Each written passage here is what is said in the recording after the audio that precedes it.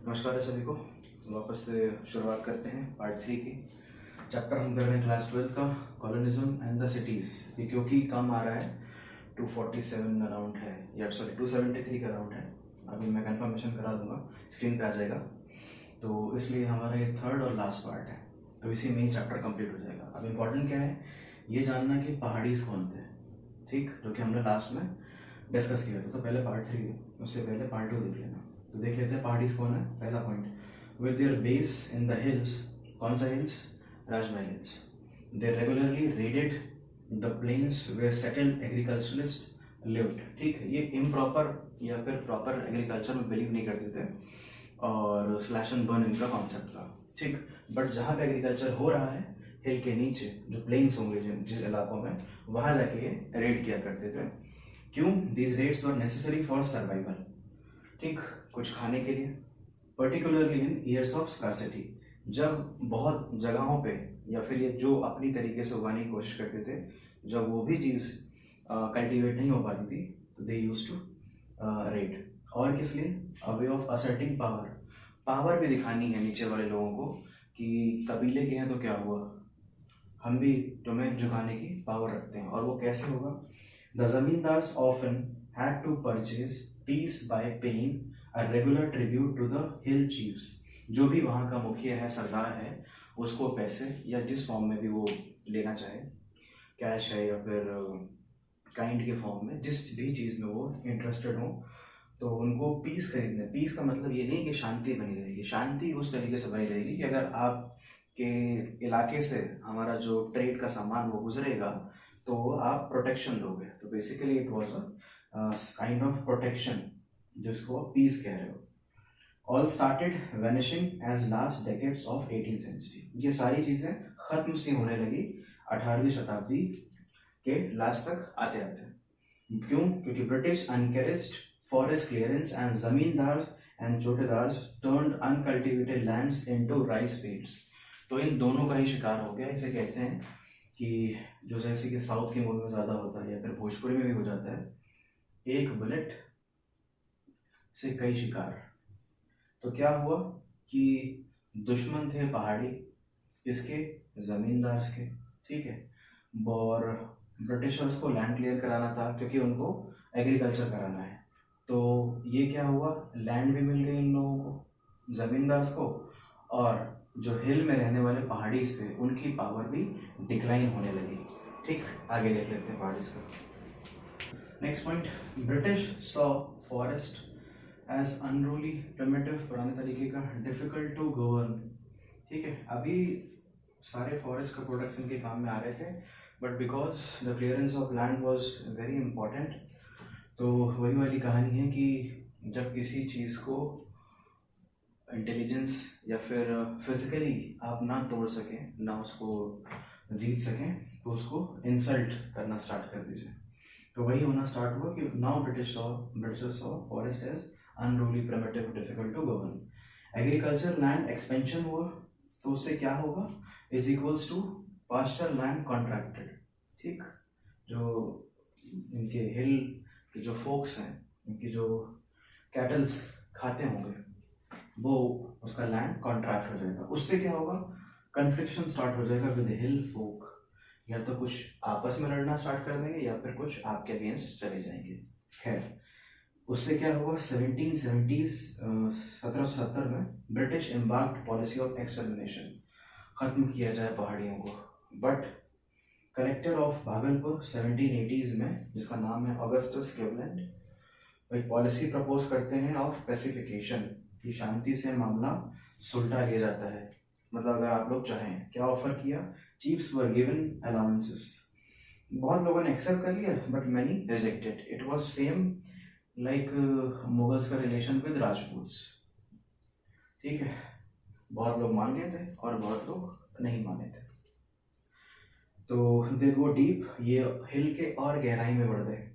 Where बुचनान saw them, ये हमने last part में पढ़ा है कि बुचनान ने क्या देखा फॉरेस्ट पीपल, क्योंकि उसको लोग सस्पिशियस नज़रों से देख रहे थे। वो इसलिए देख रहे थे क्योंकि इनका घर इन्हीं की वजह से छीना गया था, ऐसे ही लोगों से। और एक और साइड में क्या कहानी स्टार्ट होगी संथल्स एक और ट्राइबल कम्युनिटी है, on the other hand were clearing forest for agriculture. पहाड़ी वर्सेस संथल, ठीक है, ये क्वेश्चन बहुत फेमस है, इसको बोलते हैं हो वर्सेस प्लाव, ये क्वेश्चन आता ही आता है। तो they were interested in agriculture but they were against agriculture, slash and burn करते थे, अटैक करते थे, रेड करते थे। अब हम संथल्स को देख लेते हैं कि वो कौन थे। संथल्स के बारे में जान लेते हैं।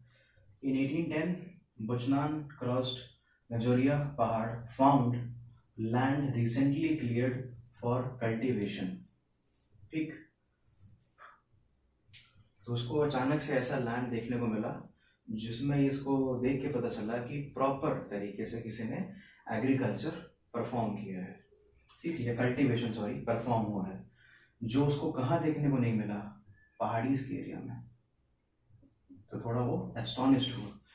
और क्या देखने को मिला, had seen fine tobacco and mustard, शायद इसीलिए इसका नाम गंजोरिया पहाड़ होगा, क्योंकि टोबैको मिल रहा है, ठीक है। ये भी इसने देखा कि ये भी चीज़ें अवेलेबल है। तो आपस में जब बात हुई तो पता चला कि ये सब किसका किया कराया है। इंक्वायरी करने के बाद तो संथल्स उसे एक नाम मिला।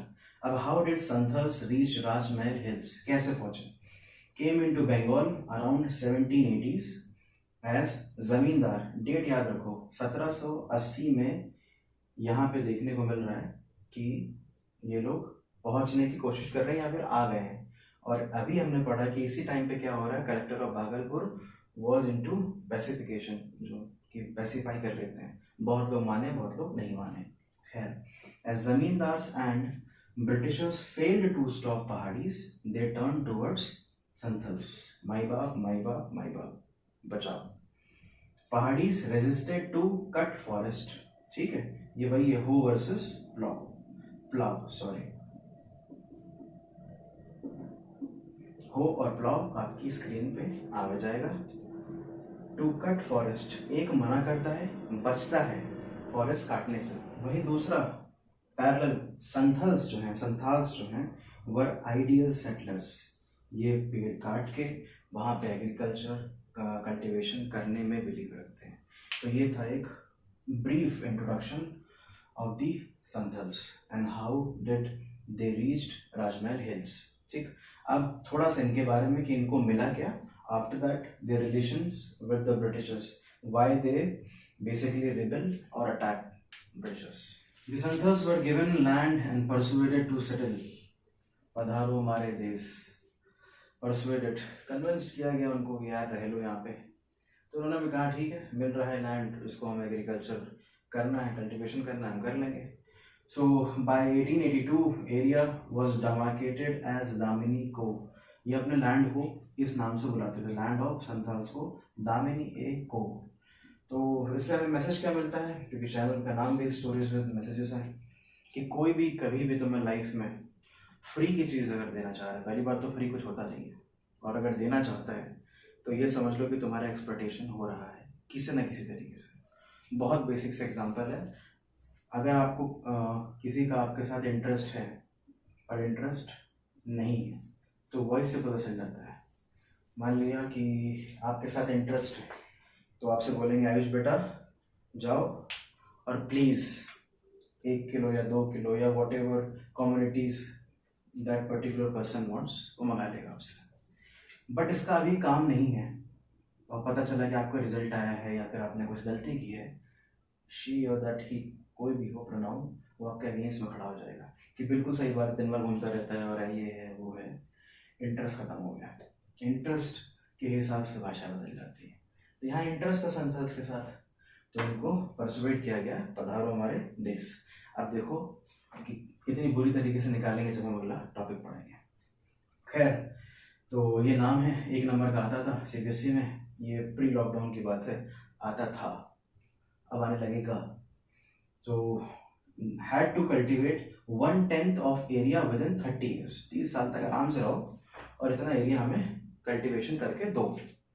एरिया वॉज सर्वेड, एनक्लोज्ड, घेराबंदी हो गई ताकि आगे ना ही बढ़ जाए, from the world and pahadis, ना पहाड़ी आ सके ना दुनिया के किसी भी लोगों को, एक तरीके से बिग बॉस और लॉकअप टाइप का बना दिया था कि बाहर की चीज़ें पता नहीं चलेंगी। फ्रॉम 40 संथल विलेजेस 1838 में 40 गांव थे संथल्स के। 1473 विलेजेस हो गए 1851 तक। इसे कहते हैं पॉपुलेशन एक्सपेंड। पॉपुलेशन इंक्रीज हो गई 3000 से 82,000 के आसपास। गेव अप अर्लियर लाइफ, तो अब नए लोग हो गए हैं क्योंकि विदेश पहुंच गए, बहुत सारा लाइफस्टाइल भी चेंज हो जाती है, तो संथल्स पुराने वाले नहीं थे, नए वाले हो गए। Settle down cultivating a range of commercial crops for the market. तो अब कमर्शियल क्रॉप्स ये लोग उगाने लगे ताकि मार्केट को चलाने के लिए जो चीज़ चाहिए उसमें इनका बहुत बड़ा योगदान रहे। और ये इन्होंने क्या मान लिया, अपना मान लिया इस लैंड को, ठीक है, दामिनी को बोल के। अब इनका रिश्ता ब्रिटिशर्स के साथ और क्यों खराब हो गया? What led to Santhal revolt 1855-56, ठीक है। नेक्स्ट चैप्टर 1857 का विद्रोह, और उसके पहले ये हो चुका था। The Santhals found that the land they were granted were slipping out of their hands. अभी पता चला कि जो लैंड हम समझ रहे थे वो तो हाथ से निकल जा रहा है धीरे धीरे, दिन पे दिन। As the state was levying heavy taxes, ठीक, टैक्सेस दे नहीं पाओगे तो लैंड छीन लिया जाएगा। On the land Santhals had cleared, वही जो इन्होंने अपने खून और पसीने से क्लियर किया था। मनी लैंडर्स, जिन्हें डिकूज डाइकूज प्रोनाउंसिएशन जो है देख लेना, कहते हैं were charging them high rates of interest and took over land when debts remained unpaid.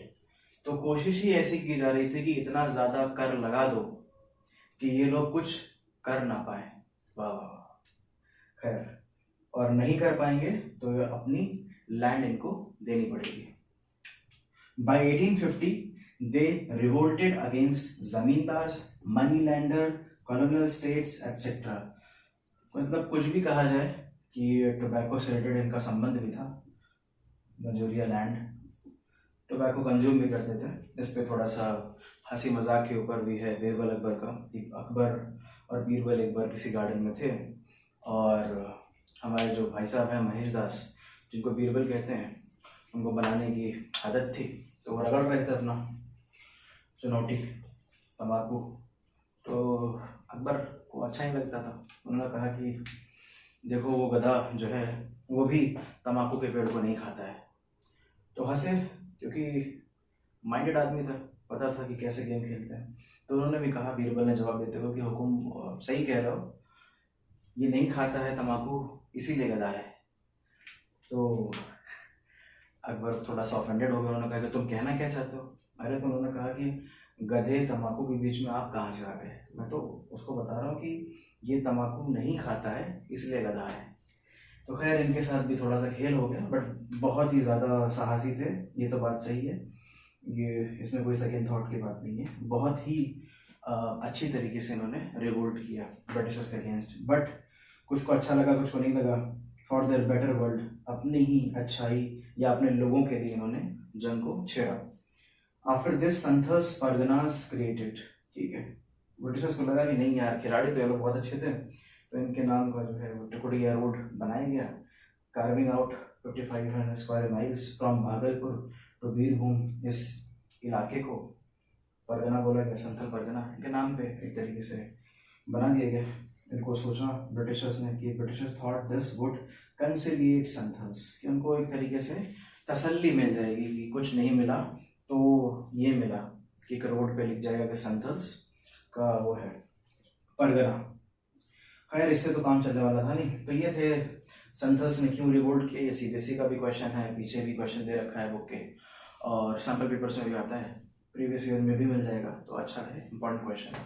Last बचा है, देख लेते हैं।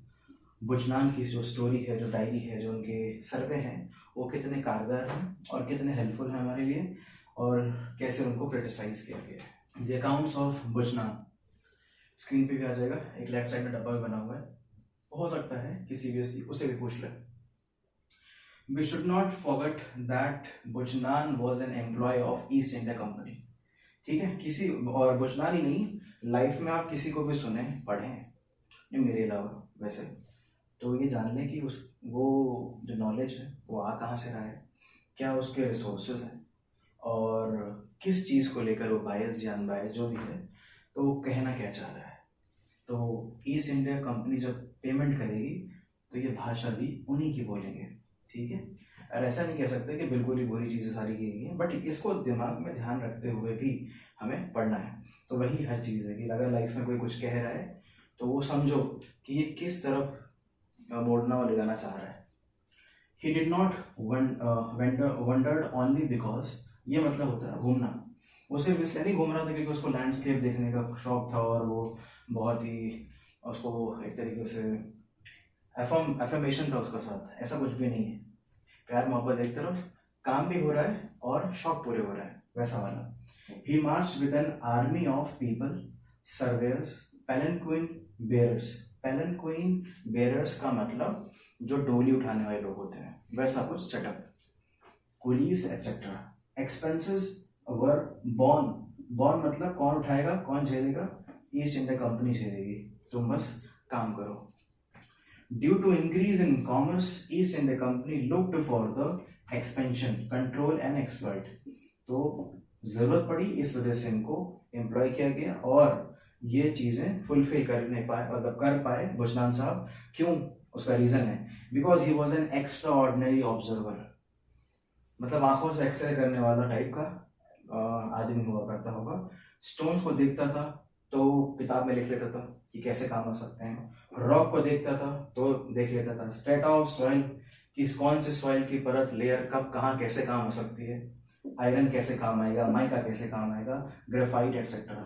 तो मतलब चीज तो बहुत छोटी होगी पर हमें कहना चाहिए बुचनान की नजरें, ठीक है। इस वजह से क्रिटिसाइज किया because he saw forest to turn into agricultural lands. Forest people ने शायद इसको नेगेटिव वे में लिया हो या इन्वायरमेंटलिस्ट ने लिया होगा, बट एक्स्ट्रॉर्डनरी ऑब्जर्वर थे और employ of East India Company थे। This was all about the accounts of Buchanan, ठीक है। पार्ट 3 खत्म, चैप्टर खत्म हुआ, क्योंकि सीबीएसई के हिसाब से कम पेजेस को कवर किया जा रहा है। वो तुम्हारी स्क्रीन पे जो आ चुका है कि कहाँ से कहाँ तक इसको कवर किया गया। तब तक के लिए धन्यवाद, और हम आगे रिवोल्ट एंड राज पढ़ेंगे अगले इस पे, ठीक।